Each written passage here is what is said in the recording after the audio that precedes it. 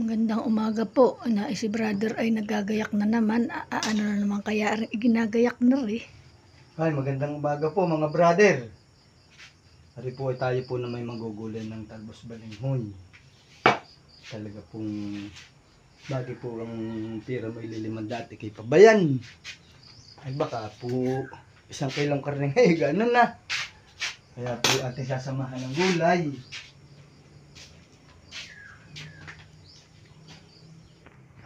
Lagyan ng sardinas naman. Para pampalasa mandaan.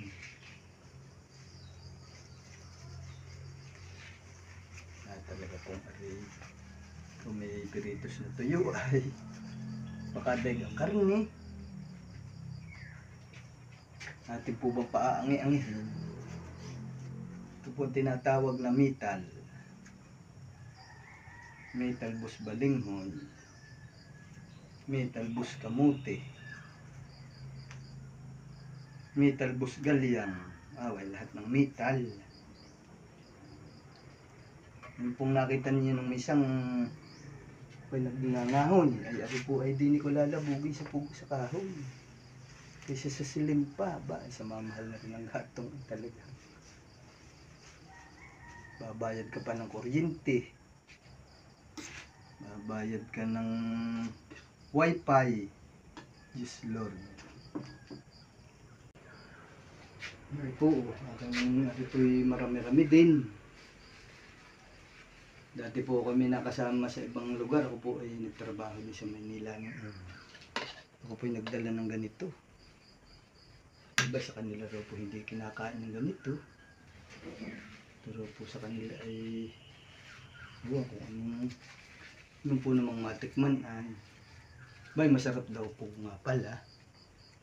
Siguro nga po ba naman hindi siya nakainin. Dito po naman sa atin talagang ito ay paborit. Ito po talagang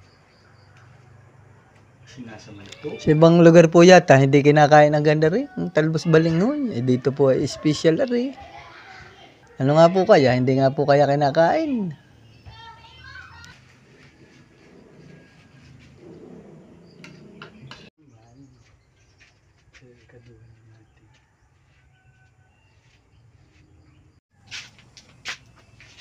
Yan po, yung maliliit na kahoy na aking kinukuha para po madaling magliab. Naay po, talagang yan, dali pong dumikit. Saka po natin lalagyan ng malalaki-laking kahoy kung nagdikit na.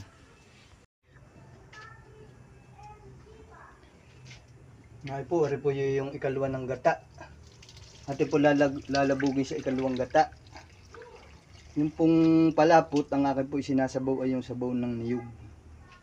Yung po ay nilagay ko na doon sa isang nakuha ko na po yung palapot na rin. Ano po yung panlabog.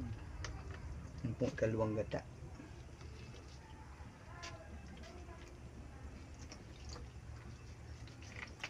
Yung iba po ay naghahalbos pa nito. Ako po hindi na. Sabi rin po yung mapait. Ay ako po tayo nagluluto. Hindi mapait na.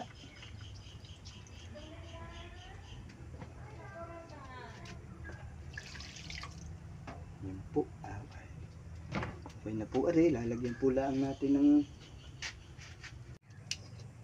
agad pong nilalabog na rin po sa ikalawang gata. Mamaya na po natin lalagyan ng palapot pag po labog na. Yan po. Lalagablab na naman ang mahiwagang tungpo.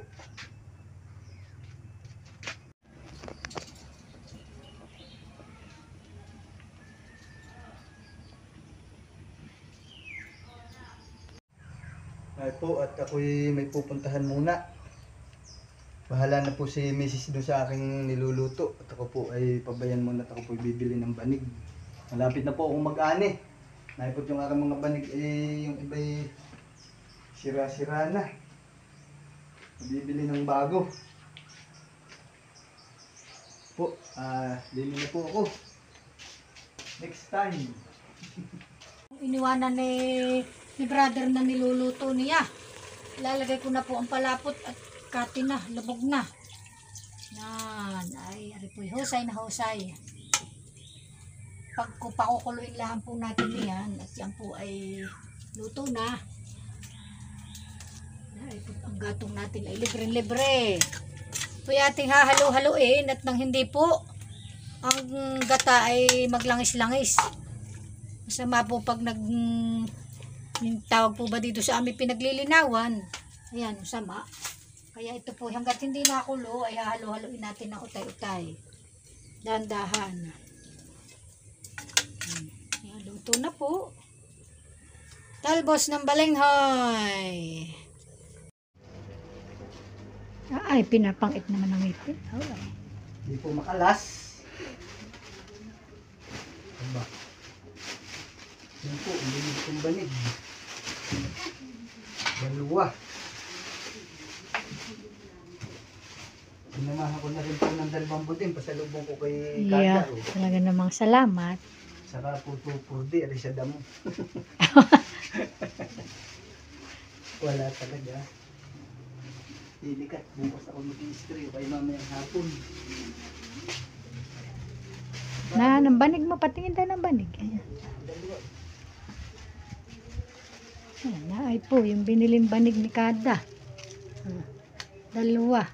Yung magagamit pag-aanit, kailan mag-aanin na kailangan ay banig. Bilaran. Ito po yung bilaran. Yan ang hirap bagay. Ako'y kakain muna. Kakain muna daw po't gutom na. Kakain muna po daw siya at siya gutom na. Na ayun, talbos na niluto. O yan. Yan po, talbos ng balinghoy.